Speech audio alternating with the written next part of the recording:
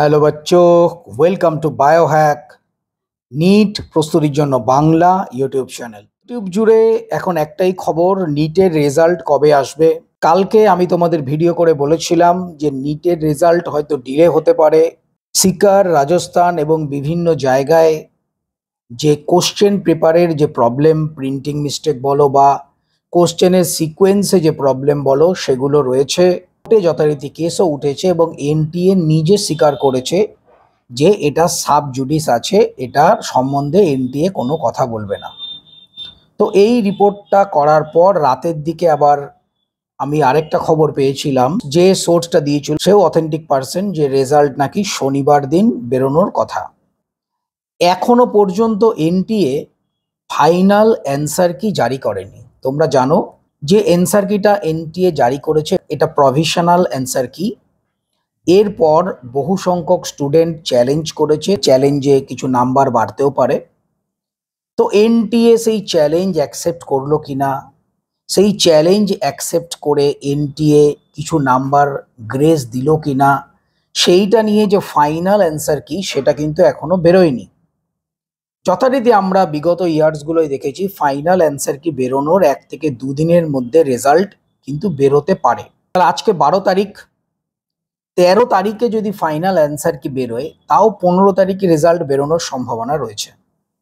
সে যাই হোক, অনেক স্টুডেন্ট চাইছে যে রেজাল্ট তাড়াতাড়ি বেরিয়ে যাক, কিন্তু আমার কথা হলো লাভ কি? ধরো রেজাল্ট তাড়াতাড়ি বেরিয়ে গেল, তাতে লাভ কি হবে? আবার যদি নতুন করে এনটিএ কে রেজাল্ট বার করতে হয়। আগের বার 2024 সালে 3 বার রেজাল্ট বেরিয়েছিল। প্রথমে একবার রেজাল্ট বেরোলো, 1568 জনের রিনিট করার পর আরেকবার রেজাল্ট বেরোলো, যে ফিজিক্সের কোশ্চেনটা যে 4 নাম্বার ওটা এদিক ওদিক হওয়ার জন্য আরেকবার রেজাল্ট বেরোলো, 3বার রেজাল্ট বেরোলো। এবার অনেকে হয়তো বলতে পারে, স্যার 3বার রেজাল্ট বেরোলো, র্যাঙ্কের তো খুব একটা হেরফের নেই। র্যাঙ্কের হেরফের হোক বা না হোক, তোমাদের প্রথম যে রেজাল্ট তার কোনো ভ্যালিডিটি থাকলো কি? তোমাদের 3বারই রেজাল্ট ডাউনলোড করতে হয়েছে। দেখো, বিভিন্ন যে কোর্টে যে কেসগুলো চলছে, সেই কেসগুলো কি স্টুডেন্টদের জন্য হয়েছে? সেই কেসগুলোর জন্য দায়ী কে? এনটিএ নিজে দায়ী। একটা কারেন্ট চলে গেলে যদি অন্ধকার হয়ে যায়, সেখানে একটা জেনারেটরের ব্যবস্থা যদি রাখতে না পারে এনটিএ, তাহলে এত 1000-1500 টাকা করে নিয়ে পরীক্ষা নিয়ে লাভটা কি? তাহলে এইগুলো সব কিছুর জন্যই তো এনটিএ দায়ী। আজকে সিকারে যেটা দেখা যাচ্ছে যে কোশ্চেন পেপারের প্রিন্টিং মিস্টেক হচ্ছে, কোশ্চেন পেপারের যে সিকোয়েন্স মেনটেন হচ্ছে না, তাহলে এর জন্য দায়ী তো স্টুডেন্ট নয়, গার্জিয়ান নয়, কেউ নয়, এর জন্য দায়ী তো এনটিএ। তাহলে এই সমস্ত ঝামেলাগুলো যেগুলো হচ্ছে তার জন্য দায়ী তো এনটিএ। কিন্তু প্রত্যেকবার স্টুডেন্টদেরই স্যাক্রিফাইস করতে হচ্ছে। সেটা কখনো কখনো তারা পরীক্ষা দিতে পারছে না, তাও জোর জবরদস্তি তাদের পরীক্ষা দিতে বাধ্য করা হচ্ছে, এনটিএ কোনো রকম অ্যাকশনও নিচ্ছে না। স্টুডেন্টরা অন্ধকারে পরীক্ষা দিতে পারলো না, পরীক্ষা দিল কি দিল না, কোর্ট বলছে ডে লাইট ছিল। একটা দিনের বেলা যদি প্রবল ঝড় বৃষ্টি হয়, অন্ধকার হয়ে যায়, এটুকু আমরা জানি।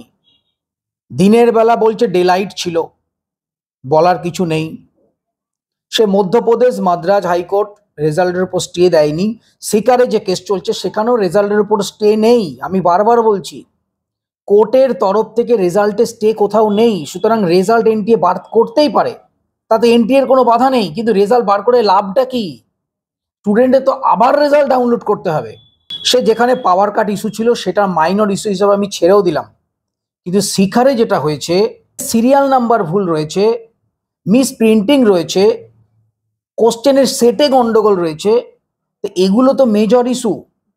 এগুলো যদি কোর্টের কাছে যায়, কোর্ট রেজাল্টে স্টে না দিলেও, রেজাল্ট বেরিয়ে গেলেও কোর্ট তো রিনিট দিতেই পারে ওই সমস্ত স্টুডেন্ট। এটা তো একটা সিরিয়াস ইস্যু। কোশ্চেন পেপারেই ভুল, তাই এটা একটা সিরিয়াস ইস্যু নয়? তাই এনটিএ রেজাল্ট বার করে দিলেও কোর্টে যদি যায়, এটা তো অবশ্যই রিনিট হবে যারা অ্যাফেক্টেড স্টুডেন্ট তাদের জন্য। তাহলে তখন তো এনটিএকে আবার রেজাল্ট বার করতে হবে।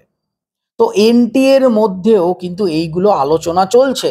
আমরা হয়তো ভাবছি আলোচনা চলছে, অনেকে বলছে এনটিএ রেজাল্টের যে পোর্টাল অ্যাক্টিভেট করেছে। আরে রেজাল্টের পোর্টাল অ্যাক্টিভেট করুক, রেজাল্ট বার করুক, কিন্তু এই সমস্ত যে কেসগুলো বিভিন্ন জায়গায় চলছে, এগুলো সলভ করে রেজাল্ট বার করা ভালো। তাতে করে 1-2 দিন ডিলে হয় হোক, এটাই আমি বলতে চাইছি। না হলে আগের বারের মতন 3 থেকে 4 বার রেজাল্ট বার করতে হবে। তোমরা যারা নিট দিয়েছো তারা জানো, তোমরা যারা পরপর অ্যান্সার দাও, তোমরা ধরো পরপর 5টা অ্যান্সার দিলে 5টে অ্যান্সার দিয়ে তোমাদের খেয়াল হলো কোশ্চেনগুলো পরপর নেই, তাহলে এই 4টে কোশ্চেন তোমাদের ভুল হয়ে গেল, 20 নাম্বার গেল, সেই 20 নাম্বারকে ফিরিয়ে দেবে। তো রেজাল্ট শনিবার বেরোবে, রেজাল্ট রবিবার বেরোবে, যবেই রেজাল্ট বেরোক এই কোর্টের যে ফয়সালাগুলো একদম আলটিমেট না হলে রেজাল্ট বার করলে আবার রেজাল্ট বার করতে হবে, আবার তোমাদের রেজাল্ট ডাউনলোড করতে হবে, বলছি এটাই। তবে এখনো অবধি কিন্তু অফিসিয়াল অ্যান্সার কি আসেনি এটা জানতে হবে। আজকে 12 তারিখ হয়ে গেল, 13 তারিখে যদি অফিসিয়াল অ্যান্সার কি আসে, 14 তারিখে রেজাল্ট একদিনের মধ্যে হবে কিনা জানি না, মিনিমাম 2 দিন যায়। তো রেজাল্ট বেরোলেও এই যে কেসগুলো থেকে গেল, এটা কিন্তু একটা ফাইনাল জিনিস কিন্তু আলটিমেটলি হবে না। তো আমার পার্সোনাল অভিমত, আমি আগেও বলেছি আবারও বলছি, এনটিএ বরঞ্চ কোর্টকে রিকোয়েস্ট করে কিভাবে কেসগুলোর ডেট আরও এগিয়ে এনে একদিনের মধ্যেই কেসগুলোকে ফয়সালা করে রেজাল্টটা আউট করে, সেটাই সব থেকে ভালো। এবার আরেকটা জিনিস বলতে চাই, এনটিএ নিজেই তো ডিলে করে।